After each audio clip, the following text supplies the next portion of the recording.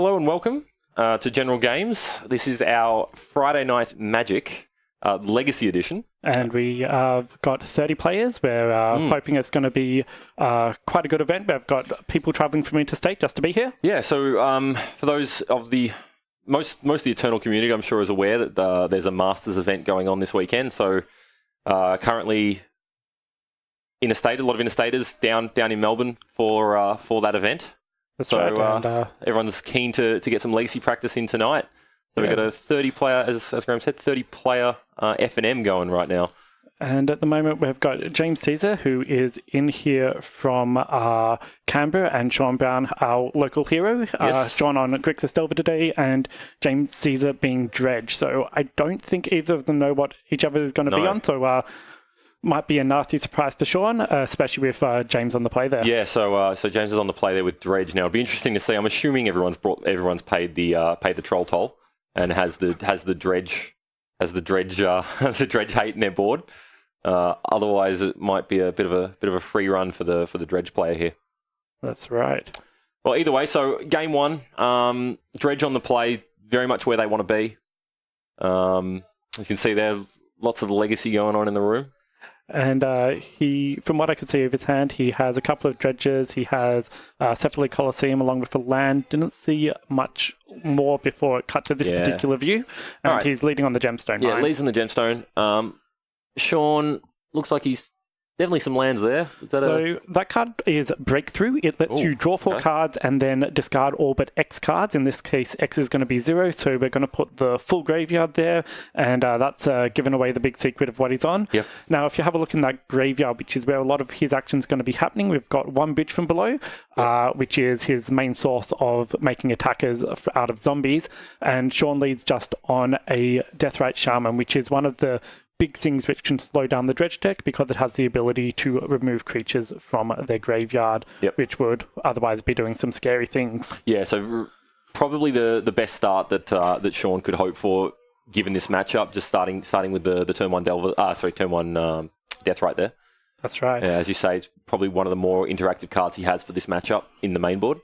Now, there are 2 Icarodes in the graveyard at the moment, so he can put those into play and start attacking as soon as turn 2 with those, even though he doesn't even have a board at the moment. Yep. Yeah, Dredge is a very fast starter. It doesn't take a lot to get going, and can be very difficult to stop once it does. All right, so Sean here can't quite see his hand properly yet, but looks like he's just going to plays the Polluted Delta there, and just assessing what's in what he's playing against here in the graveyard there. It looks like he's on James's side. He's down to just the 2 dredges at the moment, so he hasn't hit anything to make it into play yet. So it's quite a small clock that he's going for. It looks like he's electing not to activate the Icarodes because he wants to use the Stink Radiance for the dredge rather than have them disappear. Sure. Okay, so he's definitely going for realizing this isn't the big turn he wants, just going to set up for the next few. That's right, and he's hit a Flamekin Zealot there, which is one of his Dread Return targets, and that with that card, what it means is that he can attack at instant speed and pump all his creatures to, if he's created a lot of zombies in one turn, get a lot of action there. And Sean on the end of turn, removing one of the Icarodes that James has access to. Yep. So the Deathrite's going to be doing a lot of work. It's going to be the MVP for this for the Grixis player here. That's the one. Now, the other thing to keep in mind is a lot of the cards that James is working with, which do make it out of the graveyard into play, have a trigger attached to them. Yep. And so in response to that trigger to put it into play, Sean can respond and remove them from the game, which means that James, the longer the game goes on, the more that he's going to be working from behind. Yeah, okay. All right, so Sean plays land, again considers, and looks like he's just going to pass the turn. That's right. And James dredges 5 in his draw step. So there's 2 bridges. And once again, he does not hit anything that he can put into play, so he can't be feeling like he's in a good position at the moment. Not in a great position, but does hit the 2 bridges. That is good. He's got, at the moment, so Sean takes Icarade, which is the last thing he's got left, which can make it into play from the graveyard that we can see. Sure. And there's only one Dredge left in graveyard, which is the Golgari Thug. At the moment, considering there's so many bridges in the graveyard at the moment, it actually might have even been worth, from Sean's perspective, killing his own creature. Yep. And that's going to remove them all, making it much harder once again for James to win. Yeah. And that's something that Sean has to feel really good about if he gets away with that, because Dredge isn't one of those decks that you will usually get the game one off. Okay, yeah, exactly. Getting the game one here is, I mean, would be the perfect outcome for the Grixis player, because then your matchup just gets better for game two once you're able to bring in some hate. That's right, and we don't know exactly what Sean's going to be playing, but you could think of something along the lines of Surgical Extraction or Grafdigger's Cage might be floating around in the sideboard. Yeah, so Grizzlebrand Draw 7 in chat there just pointing out that this is I think the Dredge player's having some pretty rough luck. He just really wanted to see a Narc Amoeba anywhere in the last 20 or so cards that he saw out of his deck. And so the Wasteland from Sean there is going to... the Dredge player's not having a great game here. Not having the typical game one of the Dredge deck. No, and would not be surprised if Sean, at this point before it even makes it to James' turns, takes that Golgari Thug out of the graveyard. Yep. Yeah. So Sean plays a Delver, and looks like he goes with that line of taking away the Thug, and James is now playing Fair Magic, as they say. Yeah. Yep. But the problem is he's trying to play Fair Magic against a fair deck with an unfair deck that doesn't play very good Fair Magic. That is right, with as few as 8 lands sometimes in the deck. Yeah. Yeah, so this is rough. This is pretty rough. Sean's got to feel real good now. He does. So we can see Sean's hand. He has a Spell Snare, which isn't very relevant in this matchup. No. He's got a Gomag Angler, Lightning Bolt, Daze, and one other card. Yep. So it does flip the the bug. It flips over to the Insectile Aberration. The Delver, remembering the other side of the card, to a Brainstorm. Swings in for 3 and just holding up the Death Ride, and that's what that Death Ride's going to be doing for the rest of the game, just sitting there looking menacing. Yeah, Sean definitely not under pressure here, doesn't have to be too worried about too much right now, definitely in a very commanding position. And that last card we saw was a Spell Pierce. He just drew into a Stifle, a Fatal Push, and a Force of Will as well. Yeah. So he's got to be feeling quite happy with himself. Would be interesting to know how many cards James has in hand at the moment, because he might be getting towards the point where he might be able to discard cards to be able to start dredging them again. But once again, that's something you need to be playing around the Death Ride if you need to do that. Yeah, of course. The timing, it comes down to... it's definitely going to come down to Sean making a mistake if it does actually get to that point. If you're only able to discard one card per turn, that card's not going to be there for very long. That's right, and Sean now starting to go to work on the Cabal therapies as well. Yeah, just basically going down the list of all the relevant cards in order of importance. Fruity Dan barracking for the Canberrans. And there we've got the Gomag Angler. I don't think there is long for this game. Yeah, the Gangler's gonna make short work. That's a clock. The Dredge deck playing no answers to onboard creatures, because generally speaking they don't need it.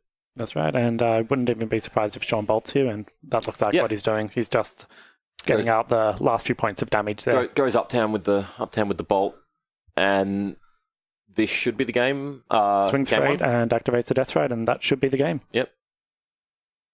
So there's game 1. Very unfortunate for the Dredge player there. Not common for the Dredge player to not take the game 1. But using our double negatives that we love. Yeah. Hey, don't be hating on my double negatives. So we're going to be moving on to the sideboarding now. We're not as lucky as last time in that this is not competitive well, so we don't have our list, so we're just going to have to have an idea of how the matchups will generally be boarding. Yeah, I mean, this is obviously just a casual. Technically, this is just a casual F&M event. We just happen to be playing with really expensive cards. So yeah, look, we'll use our best judgment to try and work out what the sideboards, I guess. So I'll throw it over to your format knowledge here, and what do you reckon? I'm not the biggest aficionado of Dredge. However, what they're going to be looking at doing is you can actually see James's sideboard here. He's got some Nature's Claim, which are answers to things like Leyline of the Void and Rest in Peace. Yep. We have Ashen Rider for dealing with stuff like Show and Tell, which is actually looks like he's bringing in. So it's also a Dread return target you can bring in. He's got some Flamestorms, which discard X cards to deal X damage to creatures, so we can deal with Sean's board if he gets something down. And get some stuff into the bin at the same time. And I also saw him boarding in a owner, so that's a Dread return target, which stops him from, Sean, from playing the cards of his choice. Sure. In Sean's side, we've got Pyroblast. Now, the Pyroblasts are specifically for dealing with cards like Narcomoeba and occasionally Breakthrough. There was quite a few surgical extractions there, and he's taking out True Name Nemesis, Go Mag Angler, and the Spell Snares. The Spell Snare's not really hitting anything. I saw two Thought Seizers there, I think. Maybe they're, once again, not a very relevant card. Yes, there are two Thought Seizers. So that's probably hitting stuff which would otherwise be discarding cards for the Dredge card, and there's a couple of surgical extractions. Which, surgical obviously feeling very good in this matchup. One of the best things to hit there is going to be the Bridge from Below, the Ichoroids, or any of the Dredges are good as well. Yeah, the targets are aplenty, and they're on display as well. It's not you don't have to look very hard to find them. For the deck to function, they're in the bin. So going into game 2. Looks like James still considering his sideboard there. Looks like he's looking at an Iono and an Elish Norn. Looking at Elish Norn. Elish Norn, interesting there. If he can resolve that, it makes it a lot harder for Sean to play any creatures. I mean, given that he did board out his biggest angler, stuff. So he'd be left with nothing. Obviously, a very good card. When you say cast, you obviously mean cast Dread Return. Yeah, of course. Of course. Once it comes into play.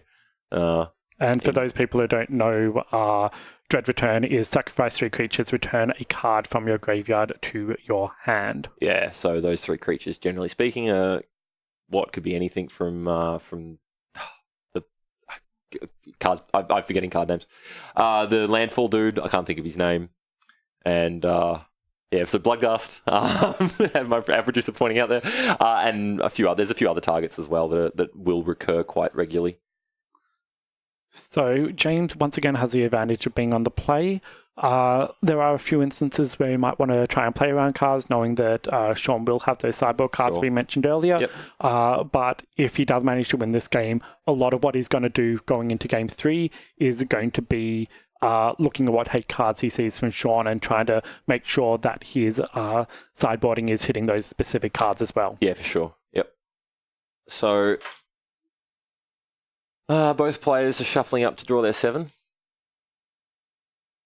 What else? What else have we got going on at the moment? So some people may have been a little bit confused as to exactly what was happening on James's side of the table with all those cards going to the graveyard. Dredge is an ability which says if you would draw a card, instead replace it with this effect, and that effect is put some number of cards from your graveyard from your library into your graveyard. The effect of that is that we've got a lot of cards which trigger out of the graveyard, such as Narcomoeba, Bloodgast, and Ichoroid. Those will come into play and let him trigger a card called Bridge from Below, which means every time that a creature dies, he gets a 2/2 zombie creature, and for each bridge he that's going to exponentially increase the number that he has available to him. And he uses that to try and attack with a horde of zombies at the end. Grixis Delver, as a lot of you will probably know, is a more traditional deck, which is just looking at playing a Delver early, disrupting what your opponent can do with counter spells, and trying to burn them out. Yeah, so the Dredge deck, generally speaking, has a very favourable game 1 against most decks in the format, given that there's not a huge amount of hate floating around for its strategy, but that does get a lot worse after game 2 and 3, as a lot of decks. Dredge is very susceptible to a lot of very generic format hate. There's quite a few cards that quite a few decks have access to that is good, both at removing the graveyard or dealing with creatures, or both.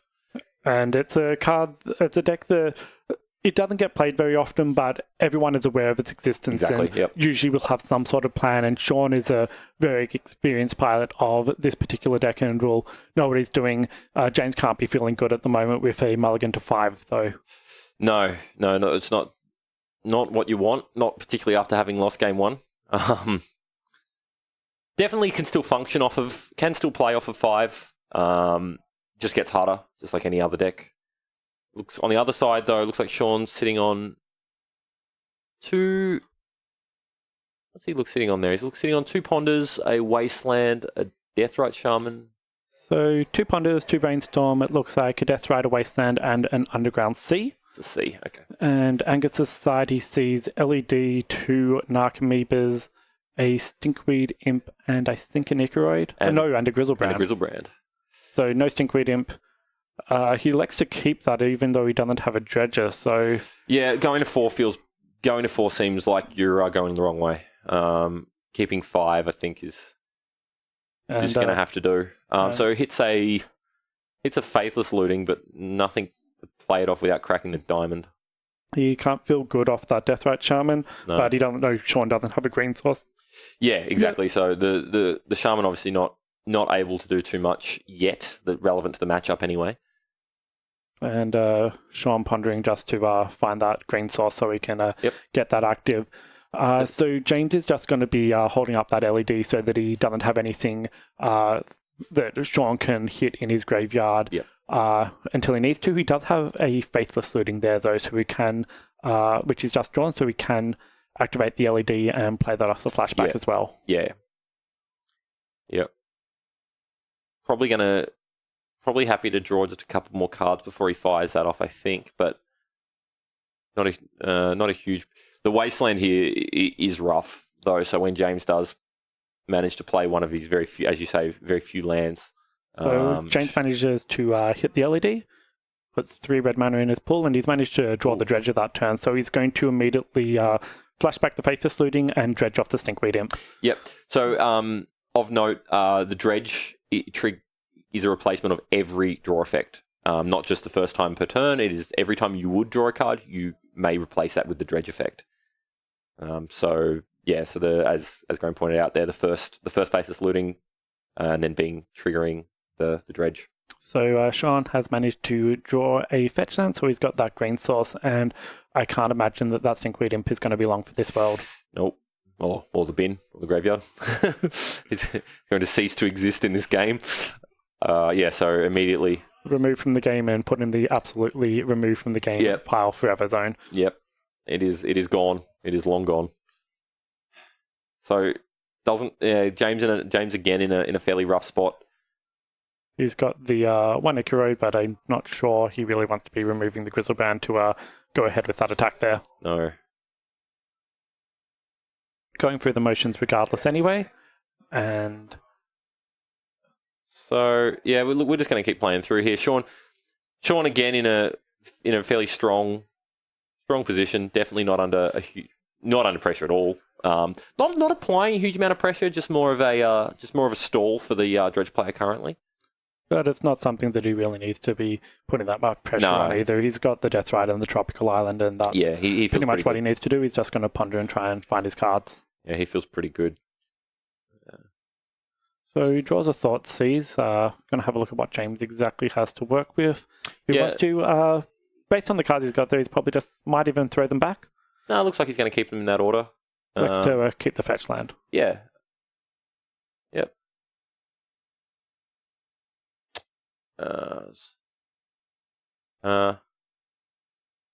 So, not quite sure what James has in hand. Looks good. All right, so so he's got a Stinkweed Imp and a Golgari Grave Troll in hand. Which don't really do him a lot unless he can get them both into the graveyard at the same time. Yes. Much like last time, so he's looking for some effect similar to LED, which he can activate in his upkeep before he goes to his draw to try and play around that Deathrite Shaman. Yep. So... basically just needs a way to discard 2 cards, basically. What else? So what else are we looking at? I mean, you've got the Faithless Looting. Faithless Looting is got, but it's going to be a sorcery speed, so it's not something he wants to do. He's got a card like Breakthrough again, but that's going to require him to have a mana, and he'll be playing right into that Wasteland again. Yeah. And once again, it's a sorcery speed card, and you're not really wanting to... The second Wasteland is going to be a pretty severe lock here. James needs to play and resolve 2 lands to get just through the 2 Wastelands that are in play currently. And Sean plays out a Tree Name Nemesis, and that's going to be his clock for the rest of the game. Yeah, that is the clock. James truly at the mercy of his deck here. Sean just going through the motions, doing the Grixis Delver thing. A little bit of pressure, and a bunch of cards in hand. And he can hold up any of the counter spells that he might have for. Even, once again, the LED might be something that he'd want to counterspell here. If he sees it, he elects to Thoughtseize, takes the Breakthrough. So, once again, James is taking off the ability to discard those Dredge cards. Yep. So, getting Thoughtseized here, by the look of it. Yep, Thoughtseize was fired off. Sean not... Oh, so no, it's Breakthrough, rather. Yeah, that's his graveyard. Sorry, getting confused by the location of cards. And then he attacks him with the Tree Name Nemesis. Yep. And so begins the slow journey down to 0 for James. Yeah, James not having a great game here, unfortunately. And the Deathrite just working away at that graveyard. Takes away a Narcomoeba this time. Yep. Based on what's there at the moment, it might even be worth taking the Breakthrough Dust to take down some of James's life, but he didn't actually have the black mana open at that point. Yeah, didn't have the black mana open. I guess doesn't feel he needs to. He's not worried about too much. Looks like we just lost our main cam there, so we'll go to the side views. Sean Dust in the middle of resolving a Brainstorm there, so draw 3, put 2 back, and looks like he's getting rid of 2 more Brainstorms. Yep. Or a Brainstorm and a Stifle in this case. And he'll fetch those away, so the functional ancestral recall, as they like to say. Yeah. So he's just, he's like I said. I mean, there's not a lot to be said about this game at this point. It's looking pretty grim. And we've got to the point where we're spinning with the Deathrite Shaman. Yep.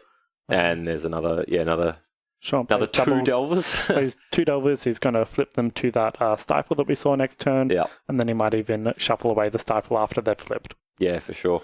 So might as well spend a little bit of time talking about the event. So like I said, it's an F&M. We're actually playing 5 rounds tonight, given the number of players we have. Which we're always happy with more Magic. Yeah, of course. More Magic with the old cards. Everyone keen to get some practice in leading up to a big event this weekend. Lots of Eternal Magic going to be... Lots of Eternal to be played over the next 3 days. That's right. Not only do we have Legacy like we're playing here, we're also going to be seeing some people playing Vintage and Highlander. So Australian 7-point Highlander, great format. Which is where we can see people bust some of their power out, which is always fun and exciting to watch. Very explosive Magic. Yep, somewhat of a rare opportunity to do so in Australia as well. Not a huge number of vintage events. But anyway, there it is. So as foretold, Sean takes it. Very rough matchup there. Yeah, James holds his hand out at the end, but that kind of felt good from his side. No, that was rough. It just shows the raw power that is Deathrite Shaman. It works against the fair decks, and it even works against the unfair decks as well. Yeah, the Dredge there not firing on Oscillators at all. Not really getting what it wanted. Anyways, so fairly quick match there for round 1, but we will definitely be back with more old cards and round 2. Hope to see you then. So stick with us. Thank you. Thanks, guys.